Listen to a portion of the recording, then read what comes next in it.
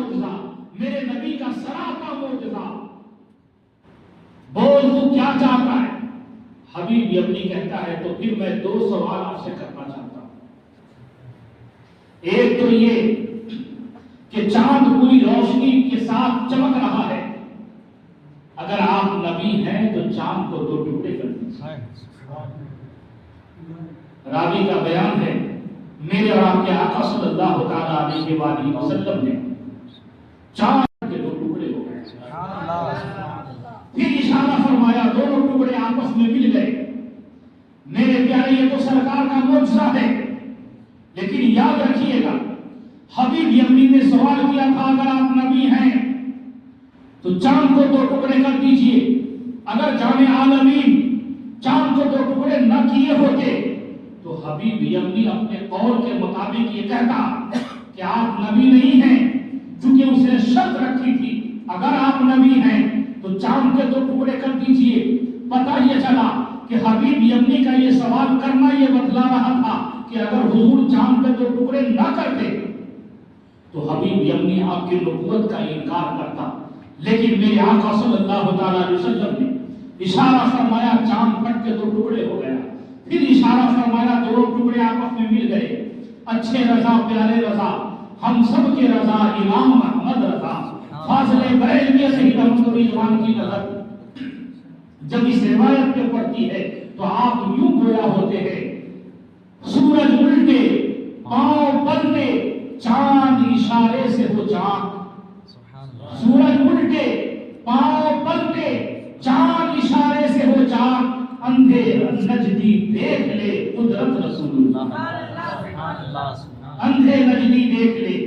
قدرت رسول اللہ کی۔ میرے پیارے آقا کریم صلی اللہ علیہ وسلم فرماتے ہیں حبیب یمنی اب تیرا دوسرا سوال کیا ہے؟ وہ کھڑا ہوا اور عرض کرتا ہے دوسرا سوال میں کیا پوچھنا چاہتا ہوں وہ آپ ہی بتا دیجیے۔ اس کا یہ کہنا بھی ایک سوال تھا کہ آپ خود بتا دیں کہ میں کیا چاہتا ہوں۔ میرے آقا صلی اللہ علیہ وسلم وہاں پہ یہ نہیں فرمایا کہ حبیب یمنی تیرے دل میں کیا بات چل رہی ہے اسے میں کیسے سمجھوں۔ میرے آقا ارشاد فرماتے ہیں حبیب یمنی سن، تو جو چاہ رہا ہے پوچھنا وہ یہ ہے کہ تیری ایک بیٹی ہے جو اپاہج و معذور ہے، وہ آنکھ سے دیکھ نہیں سکتی، پیر سے چل نہیں سکتی، ہاتھ سے پکڑ نہیں سکتی، زبان سے بول نہیں سکتی، کان سے سن نہیں سکتی، وہ اپاہج ہے، تیرے اوپر بوجھ بنی ہوئی ہے، تجھے اس کے زندگی کی بڑی فکر ہے، اور سن ہر طرح کے اطباء حکمہ سے تو علاج کرا کے تھک چکا ہے، وہ لا علاج قرار دیے ہے تیری بچی کو۔ اب وہ بچی تیرے اوپر اس قدر بوجھ بن چکی ہے کہ تو پریشان ہے، اور تو اس وقت یہ چاہ رہا ہے کہ جو نبی اپنے انگلی کے اشارے سے چاند کو 2 ٹکڑے کر رہے ہیں اگر ان کا اشارہ ہو جائے تو میرے بیمار بچی کو بھی شفا مل جائے گی، میری بچی شفا یاب ہو جائے گی۔ تم یہی چاہ رہا ہے کہ تیرے بیٹی کو شفا مل جائے، جا ہم نے اسے شفا عطا فرمایا۔ جب یہی سرکار نے یہ فرمایا اب حبیب یمنی کے دل کی دنیا بدل گئی، ایک انقلاب پیدا ہوا اس کے دل میں، کھڑا ہو گیا، بھرائی ہوئی آواز میں کہنے لگا ابو جہل سن، اے ابو لہب تو بھی سن، عتبہ اور شیبہ تو بھی سن، کفار مکہ تم بھی سن لو، اور اے مکہ کے در و دیوار تم بھی سن لو اور گواہ ہو جاؤ، میں پڑھ رہا ہوں اشہد ان لا الہ الا اللہ وحدہ لا شریک لہ واشہد ان محمدا عبدہ ورسولہ۔ میرے پیارے یہ روایت اپنی جگہ پہ، لیکن اس حالات پہ آپ نگاہ ڈالیں، انظار بتانا یہ چاہے گا آپ کو کہ حبیب یمنی کے سامنے وہ کون سی تلوار تھی، وہ کون سے تیر تھے، وہ کون سے نیزے تھے، وہ کون سی طاقت تھی جو حبیب یمنی کو میرے نبی کے زلفوں کا اسیر بننے پر مجبور کی۔ تو تاریخ پڑھنے والے، ہسٹری آف اسلام کا مطالعہ کرنے والے، پڑھے لکھے لوگ اس بات سے انکار نہیں کر سکتے کہ نہیں حبیب یمنی کے اسلام لانے میں تلوار کام نہیں کی تھی، نیزے کام نہیں کیے تھے، تیر و تلوار کی کوئی ضرورت نہیں پڑی تھی، میرے مصطفیٰ کا اخلاق کام کیا تھا، میرے نبی کا کیریکٹر کام کیا تھا، مصطفیٰ کی تعلیم کام کی تھی، میرے نبی کی نظر میں کام کیا تھا۔ میرے پیارے، آج جو اس بربریت کا زمانہ ہے، ہر طرف سے ظلم و ستم کے پہاڑ توڑے جا رہے ہیں اہل ایمان پر، قسم خدا کی میرے پیارے، آج ہمیں کسی طاقت کی ضرورت نہیں، آج ہمیں اس کے دفاع کرنے کے لیے کسی اسلحے کی ضرورت نہیں، ہمیں اپنے کیریکٹر کو سدھارنے کی ضرورت ہے، ہمیں اپنے اخلاق و اطوار کو درست کرنے کی ضرورت ہے، ہمیں اپنے نبی کی سنتوں پہ عمل کرنے کی ضرورت ہے، ہمیں مصطفیٰ کا سچا غلام بننے کی ضرورت ہے، ہمیں اپنے نبی کے اپنے نبی کی سیرت پہ عمل کرنے کی ضرورت ہے۔ میرے پیارے بزرگوں اور دوستوں، آگے بڑھیے، دیکھیے، حبیب یمنی آیا تھا اسلام مٹانے کے لیے، حبیب یمنی آیا تھا لوگوں کو مسلمان ہونے سے روکنے کے لیے، حبیب یمنی آیا تھا بند باندھنے کے لیے کہ اسلام کو ہم محدود کر دیں گے، لیکن وہ نگاہ مصطفیٰ کہ حبیب یمنی بھی میرے نبی کے زلفوں کا اسیر بنتا ہوا نظر آیا تھا اسلام مٹانے کے لیے، خود میرے مصطفیٰ کا غلام بن جاتا ہے اور کھڑا ہوا خوشی خوشی اپنے گھر کی طرف رواں دوا۔ مورخین لکھتے ہیں جب مکہ سے یمن پہنچا تو ایسے وقت میں پہنچا حبیب یمنی کہ دن بھر کا تھکا مارا سورج اپنے طویل سفر کو طے کر کے روپوش ہو رہا تھا، آسمان کے کنارے پھیلنے والی سیاہیاں رات کی آمد کی خبر دے رہی تھی، درختوں پہ پرندے چہچہانا بند کر رہے تھے، لوگ اپنے کام کاج کو بند کر کے گھر کی طرف رواں دوا ہو رہے تھے، لوگ آرام کرنے کے لیے جا رہے ہیں، ہر طرف اندھیرا ہی اندھیرا، یعنی رات آ چکی تھی، ہر طرف بھوک کا عالم تھا۔ حبیب یمنی اس سناٹے رات میں اپنے گھر پہ پہنچتا ہے، اور جیسے ہی گھر پہنچتا ہے حبیب یمنی، دروازے پہ دستک دی تو دروازہ جب کھلا تو اس کے حیرت کا عالم اور بھی بڑھ گیا اور پریشان ہوا، حیرت سے اس کی آنکھیں پٹی کی پٹی رہ گئی کہ اس نے دیکھا کہ دروازہ کھلا تو دروازہ کھولنے کے لیے کوئی اور گھر کا فرد نہیں آیا تھا، کوئی نوکر کوئی کنیز نہیں آئی تھی، بلکہ اس کی وہی لاڈلی بیٹی جو چل نہیں پاتی تھی، آنکھوں سے دیکھ نہیں پاتی تھی، ہاتھ سے پکڑ نہیں پاتی تھی، زبان سے بول نہیں پاتی تھی، کان سے سن نہیں پاتی تھی، وہی اپاہج و معذور بچی دروازہ کھولتی ہے، اور جیسے ہی باپ اور بیٹے کی بیٹی کی نگاہوں کا ایک دوسرے سے تصادم ہوتا ہے، بیٹی مسکرا کے کہتی ہے اشہد ان لا الہ الا اللہ وحدہ لا شریک لہ واشہد ان محمدا عبدہ ورسولہ۔ حبیب یمنی خوشی سے رونے لگا، کہتا ہے بیٹی تو چل کے آئی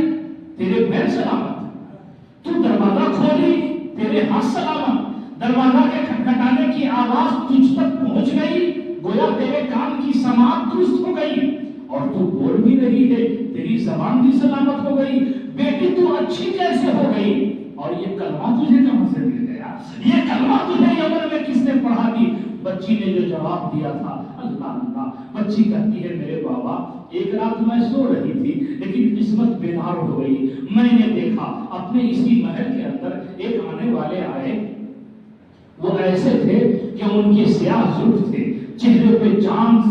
سے بھی بڑھ کے چمک تھی، مشک و عنبر کی خوشبو ان کے پسینے عطس سے آ رہی تھی، وہ گھر میں آئے، پورا گھر دکھتے نور بن گیا، میرے قریب آئے اور آنے کے بعد کہا بیٹی تیرے باپ کو مکہ میں کلمہ پڑھا رہا ہوں، تو یہاں پڑھ لے اور مسلمان ہو جا۔ بچی کہتی ہے جیسے ہی وہ کلمہ میں نے پڑھا صحت جسمانی روحانی دونوں نصیب ہو گئے۔ نعرہ تکبیر، اللہ اکبر، نعرہ رسالت، یا رسول اللہ، ذکر مصطفیٰ، زندہ باد، ذکر مصطفیٰ، زندہ باد، نعرہ تکبیر، اللہ اکبر، نعرہ رسالت۔ یا رسول اللہ۔ وہ میری کے سنی جنتی بھائیوں،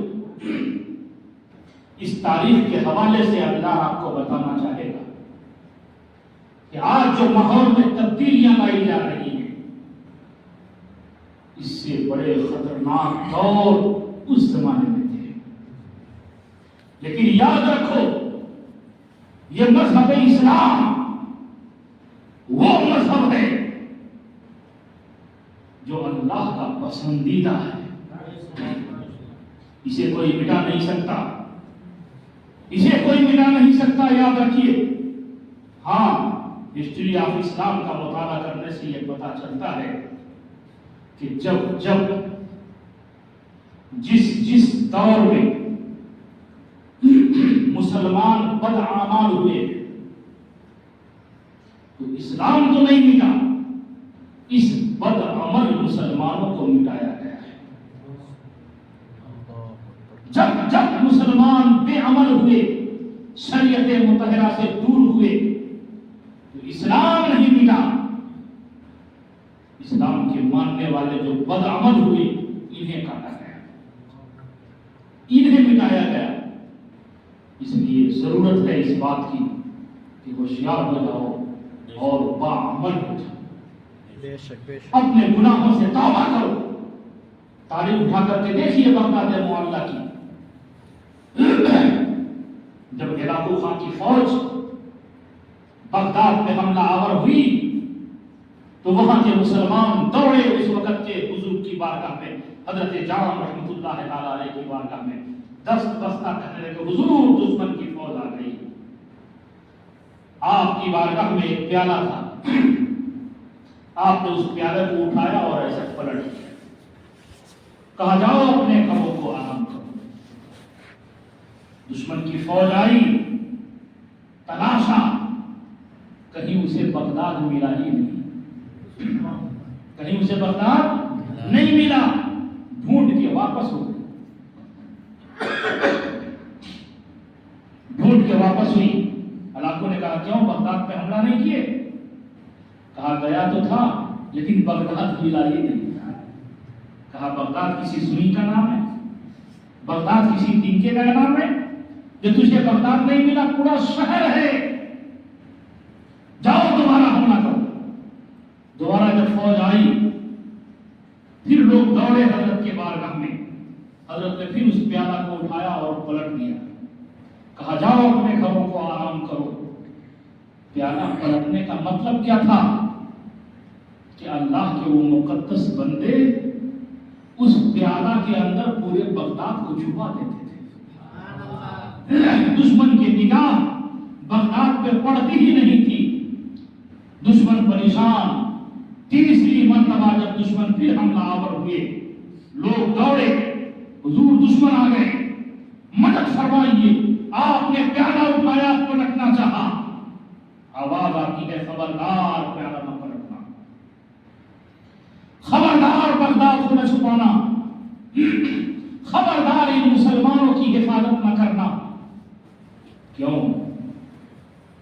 اس لیے کہ یہ بدعمل ہو چکے ہیں، اللہ اس کے رسول کے ناشکرے ہو چکے ہیں، شریعت مطہرہ سے دور ہو چکے ہیں، شریعت کو اپنی طبیعت میں بدل رہے ہیں،